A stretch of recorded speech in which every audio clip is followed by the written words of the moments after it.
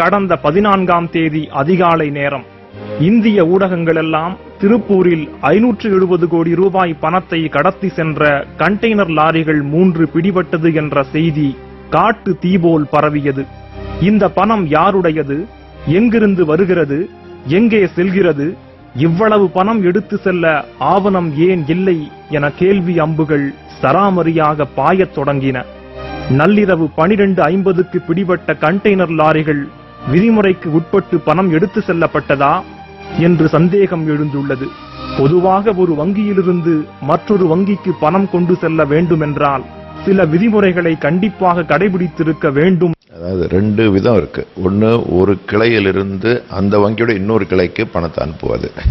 2வது currency chest அப்படின்னு இருக்கு, பண கருவூலங்கள், அதிலிருந்து அந்த வங்கியுடைய கிளைகளுக்கு அனுப்புவது. 3வது, ஒரு கருவூலத்திலிருந்து இன்னொரு கருவூலத்துக்கு அனுப்புவது. 3 விதமாக அனுப்பலாம். இதில் இப்போ பிரச்சனையாக வந்துகிட்டு இருக்கிறது, ஒரு கருவூலத்திலிருந்து இன்னொரு கருவூலத்துக்கு அனுப்பிச்சிருக்கிறாங்க 570 கோடின்னு. அதுக்கு ஒன்றுமே எவ்வளோ தொகை அனுப்பலான்னு கிடையாது, எவ்வளோ தொகை வேணாலும் அனுப்பலாம். முதல்ல ரிசர்வ் வங்கியுடைய அனுமதி பெற வேண்டும். ஒரு கரன்சி செஸ்ட் கருவூலத்திலிருந்து இன்னொரு இடத்துக்கு அனுப்புகிறாங்க அப்படின்னு சொன்னால், ஏன்னா எல்லா ரிசர்வ் வங்கியுடைய கரன்சி செஸ்ட் தான் வங்கியில் செயல்பட்டு கொண்டிருக்கு. ரிசர்வ் வங்கி சார்பாக நாங்கள் நடத்திக்கிட்டு இருக்கிறோம். அப்போது ஒரு செஸ்ட்லேருந்து இன்னொரு செஸ்ட்டுக்கு பணம் அனுப்பணும்னா ரிசர்வ் வங்கியுடைய அனுமதி, அந்த லெட்டர் இருக்கணும். அவங்க அனுப்பலாம், இதை இங்கேருந்து அங்கே அனுப்பலாம் அப்படின்னு சொல்லி லெட்டர் கொடுப்பாங்க. அதுக்கு பிறகு இங்கேருந்து அந்த செஸ்ட்டுக்கு லெட்டர் எழுதியிருக்கணும், நாங்கள் இவ்வளோ பணம் உங்களுக்கு அனுப்புகிறோம், நீங்கள் கேட்டீங்க, இல்லை உங்களுக்கு அனுப்புகிறோம் அப்படின்னு சொல்லி அந்த லெட்டர் இருக்கணும். இதுதான் ஆவணங்கள். ரூல் படி பார்த்தீங்க அப்படின்னு சொன்னால், முதல்ல அந்த வங்கியுடைய ஒரு காசாளர் அதிகாரிகள் அவங்க முதல்ல ஒரு வண்டியில் போகணும். அதுக்கு பிறகு இந்த பணம் இருக்கக்கூடிய ஜீப்போ வேனோ ட்ரக்கோ அது போகணும். அதுக்கு பின்னாடி போலீஸ் அவங்க பாதுகாப்பு ஆயுதம் ஏந்திய அவங்க பின்னாடி போகணும். அது மாதிரி 3 இதுவாக இருக்குது.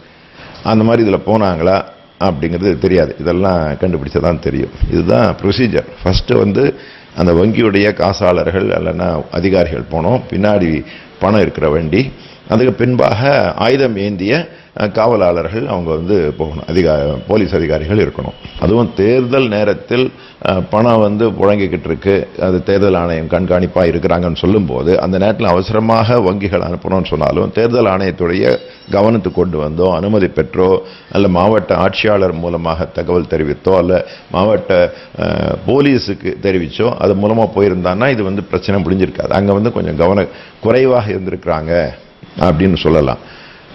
ஆனால் பொதுவாக வங்கியில் பார்த்தீங்கன்னு சொன்னால் இது மாதிரி அனுப்புறது அவங்க பெரிய பிரச்சனை இல்லைன்னு நினைக்கிறாங்க. காரணம், அந்த பணத்தை இன்றைக்கு அவங்க இன்சூர் பண்ணிடுறாங்க.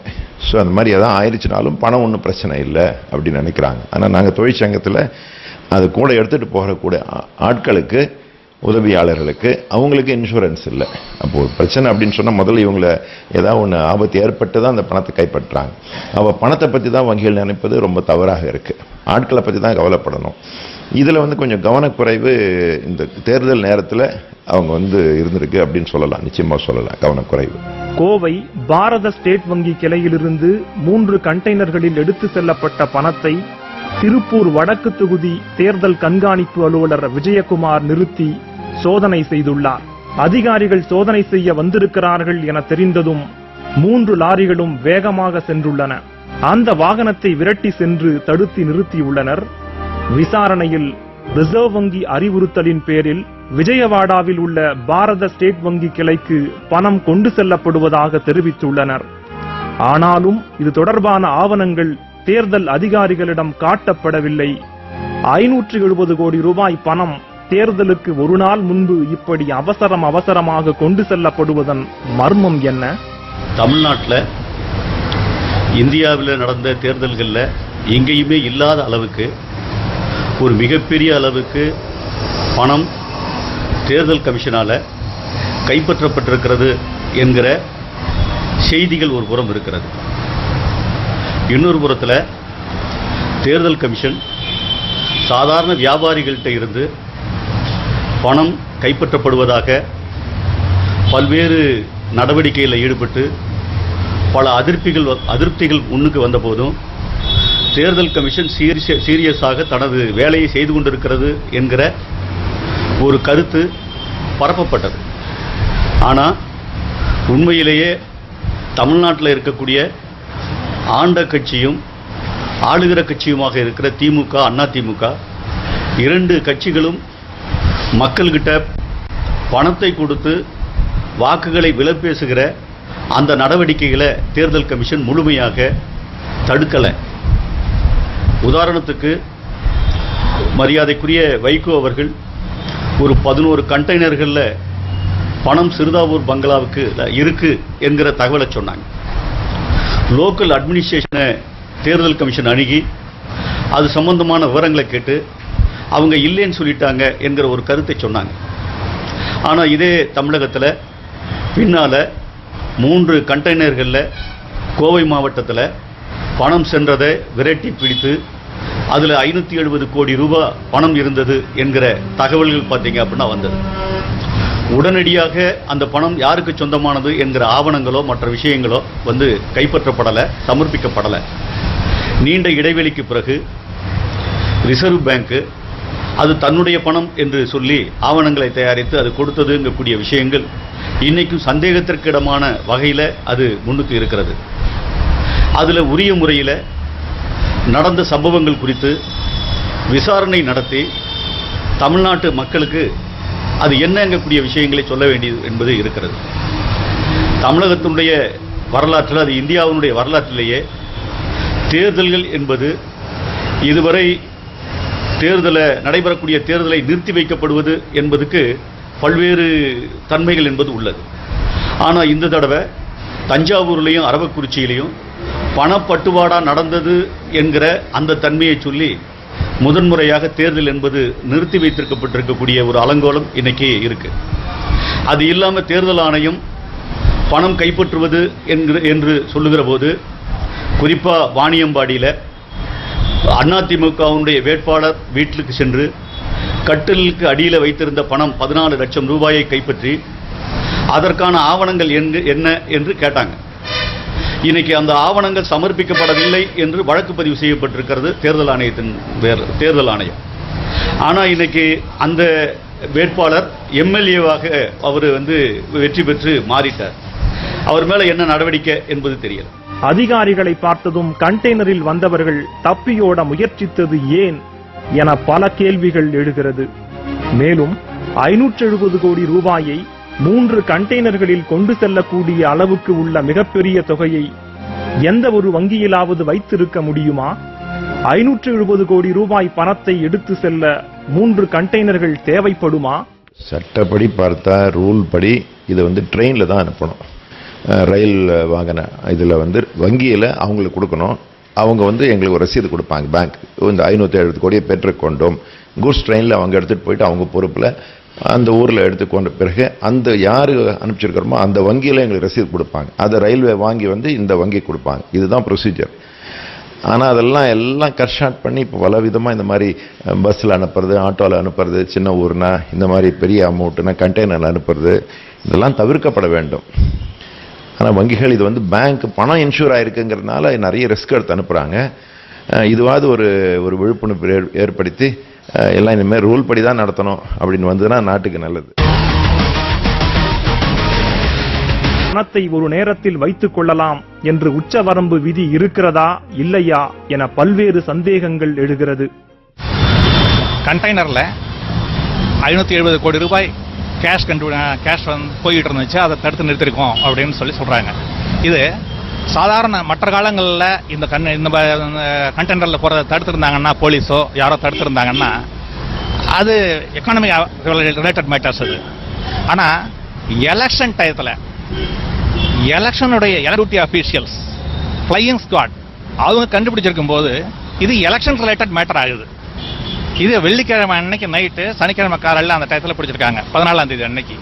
அப்போ எலெக்ஷன் கமிஷனர் என்ன சொல்றாருன்னு கேட்டா, இதை பற்றி பிரைமா Facey it is a suspect cash.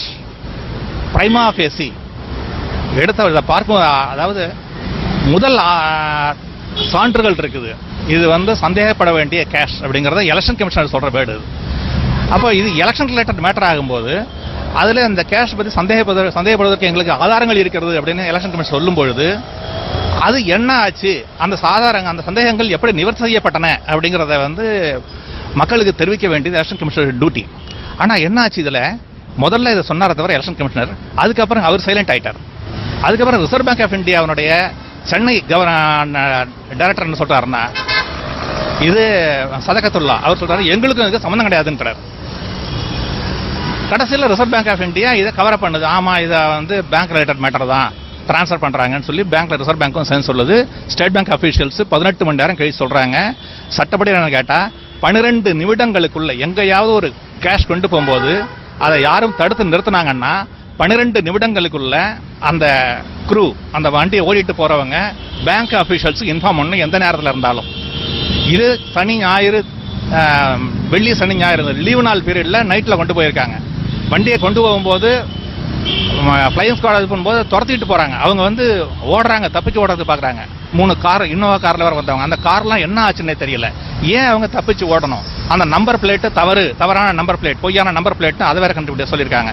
12 நிமிஷத்துல சொல்ல வேண்டிய இன்ஃபர்மேஷன் கொடுக்க வேண்டிய இந்த நிகழ்ச்சியை அந்த குரூ ஏன் இன்ஃபார்ம் பண்ணல? ஏன் அதுக்கு 18 மணி நேரங்கள் ஆச்சு? இது மிக முக்கியமான ஒரு சந்தேகம். இதுல பல இது இருக்கு. அதாவது அந்த எப்படிப்பட்ட பூட்டு போடணும், அது எந்த இடத்துல அந்த கேஷை உள்ள வைக்கணும், எப்படி இன்ஃபார்ம் பண்ணணும். ஒவ்வொரு இடத்துலையும் போகும்போது கேஷ் சென்டர்னு ஒன்று இருக்குது ரிசர்வ் பேங்க்ல வந்து ஒரு இடத்துல கொண்டு போய் இன்னொரு இடத்துக்கு கொண்டு போகும்போது அதை இன்ஃபார்ம் பண்ணிக்கிட்டே போகணும். இப்போ போலீஸ்ல எப்படின்னு கேட்டா, ஒரு போலீஸ் ஸ்டேஷன்ல ஒரு கைதியை பிடிச்சிட்டு போறாங்க, பிடிச்சிட்டு இன்னொரு போலீஸ் ஸ்டேஷன் தாண்டி இன்னொரு போலீஸ் ஸ்டேஷன் வழியா கொண்டு போறாங்கன்னா ஒவ்வொரு போலீஸ் ஸ்டேஷன்லையும் அவங்க இன்ஃபார்ம் பண்ணி பாஸ்போர்ட் வாங்கிட்டு தான் அண்ணாண்ட போகணும். அதே மாதிரி தான் பேங்க்லையும் இந்த கேஷை கொண்டு போகும்போது ஒரு இடத்துல இருந்து இன்னொரு இடத்துல கொண்டு போகும்போது ஒவ்வொரு கேஷ் சென்டர்லையும் நாங்கள் கொண்டு போறோம்னு சொல்லிட்டே போனோம். ஆனா அதெல்லாம் எதுவுமே இவங்க செய்யல. இதுல இருந்து என்ன தெரியுதுன்னு கேட்டா, இது உண்மையிலேயே ஏதோ தவறான ஒரு பணம் தான் கடத்தப்பட்டிருக்கிறது. இதை டாப் லெவல் அபிஷியல்ஸ் எல்லாரும் சேர்ந்து மூடி மறைச்சிருக்காங்க அப்படிங்கிறது தான் மக்களுடைய சந்தேகம். அந்த சந்தேகத்தை வந்து நிவர்த்தி செய்ய வேண்டிய கடமை வந்து பியூரோக்ராட்ஸ் இருக்குது. பியூரோக்ராட்ஸ் என்னன்னு கேட்டா, நாங்க போய் பார்த்தோம், நாங்க சாட்டிஸ்ஃபை ஆயிட்டோம்னு சொல்றது வந்து பியூரோக்ராட்ஸ் டியூட்டி கிடையாது. அவங்க மக்களுக்கு எப்படி நாங்கள் வந்து எந்த ரூல்ஸ் நாங்கள் பார்த்தோம், எப்படி இது சாட்டிஸ்ஃபை ஆனோம், இது உண்மையிலேயே பேங்க் ரிலேட்டட் மேட்டர் தான், உண்மையான பேங்க் பணம் தான் அப்படின்னு சொல்றது வந்து மக்களுக்கு கன்வின்ஸ் பண்ண டியூட்டி அவங்களுக்கு இருக்கு. எஸ்பெஷலி இது எலெக்ஷன் கமிஷனர் இன்வால்வ் ஆயிருக்காது, எலெக்ஷன் கமிஷனர் ரிலேட்டட் மேட்டர் இது. மேலும் பிடிபட்ட கண்டெய்னர் லாரிகளில் ஏதோ ஜெராக்ஸ் நகல்கள் காட்டியுள்ளனர். அந்த நகல்கள் முற்றிலும் முரண்பட்டதாக இருந்துள்ளது. ரிசர்வ் வங்கி விதிமுறைப்படி 1 கோடி ரூபாய் கொண்டு சென்றால் அதற்கு ஒரு குறிப்பிட்ட அளவு பாதுகாப்போடு செல்ல வேண்டும். 5 கோடி ரூபாய் கொண்டு சென்றால் அதற்கு எவ்வளவு பாதுகாப்பு இருக்க வேண்டும் என்பதற்கான விதிமுறைகள் உள்ளன. ஒரு 3 கண்டெய்னர்ல வந்து ஒரு 5600 கோடி பணம் வந்து நாங்க பிடிச்சிருக்கோம் அப்படின்னு சொல்லி இருந்தாங்க. அந்த 3 லாரியிலும் பாத்தீங்கன்னா எந்த விதமான பாதுகாப்பும் இல்லாமையும், அந்த லாரிகளுக்கு வந்து சீல் கூட, வங்கியோட சீல் கூட இல்லாம இருந்து தகவல் சொல்லியிருந்தாங்க. அது போக அந்த லாரிகள் பாதைகள் பாத்தீங்கன்னா போக்குவரத்து இல்லாத மறைமுகமான பாதையில சென்றிருக்கிறதா சொல்லியிருக்காங்க. இப்ப நடந்து முடிந்த தேர்தலில் பாத்தீங்கன்னா நிறைய வந்து பணப்புழக்கம் நிறைய இருந்திருக்கு, பணத்தினாலதான் நிறைய ஓட்டு வாங்கியிருக்காங்கன்ட்டு இந்த தேர்தலுக்கு முன்னாடியே பல அரசியல் கட்சிகள் வந்து தெரிவிச்சுட்டு வந்திருக்காங்க. இந்த நேரத்துல வந்து இவ்வளவு பணம் வந்து கொண்டு போக வேண்டிய அவசியம் என்ன இருக்கு? அதுவும் இல்லாம ஒரு வங்கியிலிருந்து இவ்வளவு பணம் வந்து எப்படி ஒரு இடத்துக்கு கொண்டு போக முடியும்? எந்த காரணத்துக்காக தேர்தல் நடந்துட்டு இருக்கிற இந்த சமயத்துல வந்து இவ்வளவு பணம் வந்து கொண்டு போக வேண்டிய அவசியம் என்ன? அந்த கொண்டு போறவங்களுக்கு என்ன பாதுகாப்பு இருக்கு?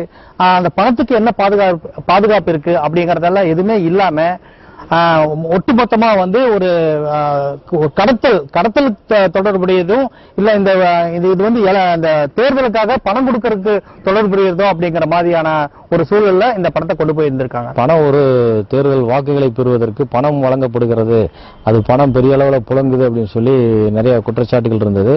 அதை நிரூபிக்கிற வகையில வைகோ அவர்கள் கூட சிறுதாவூர் பங்களாவில் 5 கண்டெய்னர்களில் பணம் இருக்கிறது என்றெல்லாம் குற்றச்சாட்டு சொன்னாரு. அந்த சூழ்நிலையில பாத்தீங்கன்னா தேர்தல் நெருங்குகிற காலம், 16ஆம் தேதி தேர்தல், 11ஆம் தேதி திருப்பூர் மாவட்டம் செங்கப்பள்ளி அருகில வந்து 3 கண்டெய்னர்கள்ல பணம் பிடிக்கப்பட்டது. அந்த பணம் உரிய ஆவணங்கள் இல்ல, உரிய பாதுகாப்பு இல்லாம பணம் வந்து கண்டெய்னர்கள் மூலம் கொண்டு செல்லப்பட்டது.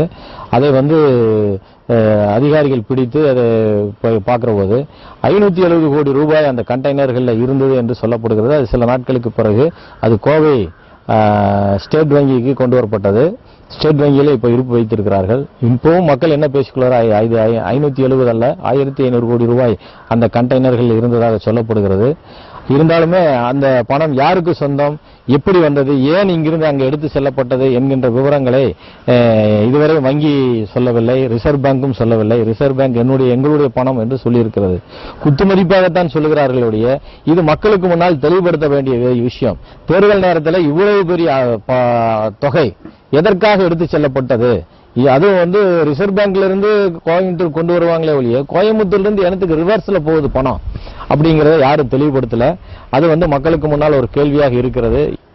இது ஆந்திராவுக்கு அனுப்பப்பட்டதாக சொல்கின்றார்கள். அப்படி ஆந்திராவுக்கு அனுப்பப்பட்ட ஏன் அப்படி இருட்டுல போகணும், காவல்துறை பாதுகாப்பு இல்லாம போகணும், அந்த லாரிகள் யாருடையது, அந்த கண்டெய்னர், ஏன்னா இதுக்கு முன்னாடியே சிறுதாவூர் பங்களாவில் இந்த கண்டெய்னர் எல்லாம் இருந்ததுன்னு சொல்றாங்க. கிட்டத்தட்ட ஒரு 14-15 கண்டெய்னர் அங்க நின்னுதுன்னு செய்தியெல்லாம் போட்டாங்க. அப்ப அந்த கண்டெய்னர் பொதுமக்கள் சந்தேகப்படுறாங்க. அது வந்துட்டு ஏன் ஆந்திராவுக்கு போகணும், அப்ப கொடுக்க முடியாம திருப்பி எடுத்துட்டு போறாங்களா, இல்ல கொடுக்கறதுக்காக தான் திருப்பூருக்கு போனதா, அப்படி சந்தேகம்லாம் வருது. இந்த சந்தேகத்தை, இந்த ஐயப்பாடுகளை இங்கு உள்ள வங்கியாளர்களும் அரசு அதிகாரிகளும் தேர்தல் அலுவலர்களும் வருமானத்துறை அதிகாரிகளும் என்ன செய்திருக்கணும்னு சொன்னா, இவ்வளவுக்கு சந்தேகம் வந்துருச்சு. இது ஒன்றும் பெரிய ராணுவ ரகசியம் கிடையாது. இந்த பணம் வங்கிக்கு தான் சொந்தமானதுன்னு சொன்னா பத்திரிகையாளர்களை அழைத்து, ஊடக தொலைக்காட்சி நண்பர்களை அழைத்து அதை எண்ணும் போது சரியாக அவர்கள் மத்தியிலே எண்ணிருக்கலாம்.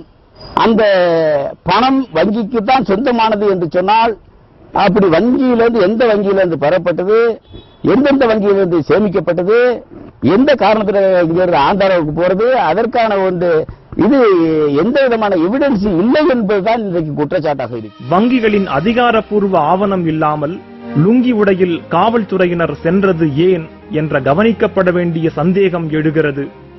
மேலும் பணம் பிடிபட்டு 18 மணி நேரம் கழித்து வங்கி அதிகாரிகள் உரிமை கொண்டாடியது ஏன், கண்டெய்னர் வண்டிகளுக்கு சாதாரண பூட்டை போட்டு பூட்டியது சரிதானா, கண்டெய்னர்களுக்கு ஏன் சீல் வைக்கப்படவில்லை, பணம் பறிமுதலான அன்றே SBI வங்கி அதிகாரிகள் வெளியூருக்கு தப்பி சென்றது ஏன், முக்கிய அரசியல் புள்ளியின் பணத்தை ஐதராபாத்துக்கு கொண்டு செல்ல முயற்சி நடைபெற்றதா என்ற சந்தேகங்களும் எழுகிறது. இது எதனுடைய ஒரு சாராம்சமாக ஆவணமாக ஆகிவிடும் என்று சொன்னால், கருப்பு பணம் நன்றாக உலாவி வருகிறது. அதை கூட வேறு மாதிரியாக கூட இதை பார்க்கலாம். தேர்தலில் ஆட்சி மாற்றமோ ஏதோ ஒரு நிகழ்வதற்கு முன்பு சிலருடைய பணம் மாற்றப்படுகிறது என்று கூட ஒரு குற்றச்சாட்டு இருக்கிறது. எனவே இந்த ஐயப்பாட்டை போக்க வேண்டும். இது கருப்பு பணத்தை தான் இது மாற்றப்படுகிறது. இந்த கருப்பு பணம் என்று சொல்வது என்ன என்று சொன்னால், பணவீக்கத்தை அதிகப்படுத்தி விலைவாசியை கூட்டி இது ஏழை எளிய மக்களுடைய வாழ்வு ஆதாரத்தை, வாழ்க்கை தரத்தை படுகொலியில் தள்ளிவிடும். அப்படி இருக்கின்ற ஒரு நிலையை இது மாற்ற வேண்டும். கோடிக்கணக்கான பணம் பிடிபட்டதாக அனைத்து பத்திரிகைகளிலும் அனைத்து ஊடகங்களிலும் செய்தி வெளியானது. ஆனால் அந்த பணம் யாருடையது, யார் அந்த பணத்திற்கு உரிமை கோரி உள்ளார்கள், அந்த பணம் எங்கிருந்து எங்கு கொண்டு செல்லப்பட்டது என்ற பல்வேறு சந்தேகங்கள் மக்கள் மத்தியிலும் தமிழகத்தில் உள்ள ஒவ்வொரு தமிழர் மத்தியிலும் உள்ளது. இந்த நிலையில் இந்த பணம் SBI வங்கி மூலமாக வெளிமாநிலத்திற்கு கொண்டு செல்லப்பட்டதாக தகவல்கள் வெளியாகியுள்ளது. ஆனால் நாம் ஒவ்வொரு நாளும் பார்க்கின்ற ATM-இல் கூட பணத்தை டெபாசிட் செய்வதற்கு, அந்த ATM-இல் பணத்தை கொண்டு வைப்பதற்கு துப்பாக்கி ஏந்திய போலீசார் பாதுகாப்பு போடப்பட்டு, அந்த பணத்தை கொண்டு செல்லும் வேனிற்கு தனியாக வலை அடிக்கப்பட்டு வலை அமைக்கப்பட்டு அவ்வளவு பாதுகாப்பாக லட்சக்கணக்கான பணத்தை கொண்டு செல்கின்ற பொழுது கூட இந்த வங்கி இவ்வளவு முறையாக இவ்வளவு கட்டுப்பாடுகளை கடைபிடித்துதான் பணத்தை கொண்டு ATM-இல் வைக்கிறது. 570 கோடி ரூபாய் சிக்கிய விவகாரத்தில் இதுவரை தமிழக அரசு எந்த ஒரு விளக்கமும் அளிக்கவில்லை என்பதுதான் இதில் அனைவரும் கவனிக்கப்பட வேண்டிய விஷயமாக உள்ளது. விரைவில் இந்த பணம் யாருடையது என்பது குறித்து உண்மை வெளிவரும் என்ற நம்பிக்கையோடு இன்றைய நிகழ்வுகள் நிகழ்ச்சியை நிறைவு செய்கிறோம். நன்றி, வணக்கம். நிகழ்வுகள் குறித்த